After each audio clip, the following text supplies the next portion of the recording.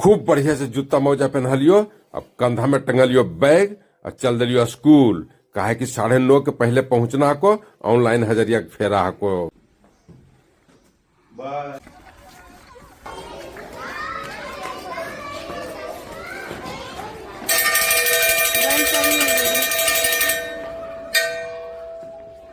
अगर पहले सवेरे सवेरे आगल खूब बिंदा भैया, प्रणाम, आइए बैठिए। वो क्या हो गया ना, सब पैर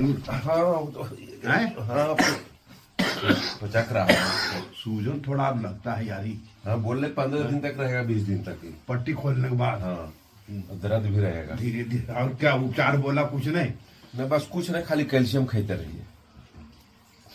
और क्या कहता है, सीधा नमक रगड़ने। हाँ वो तो रगड़ा ही रहा है। हाँ। ऐसे इनका नाम है बिंदेश्वरी प्रसाद सिंह।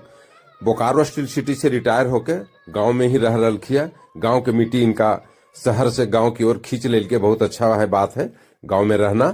ग्रामीण परिवेश भी अच्छा है, सामाजिक आदमी भी है कि बढ़ चढ़ के हिस्सा ले सामाजिक कार्यों में। वह बैठ चढ़ के गप सप कहिए, कुछ पारिवारिक, राजनीतिक, कुछ सामाजिक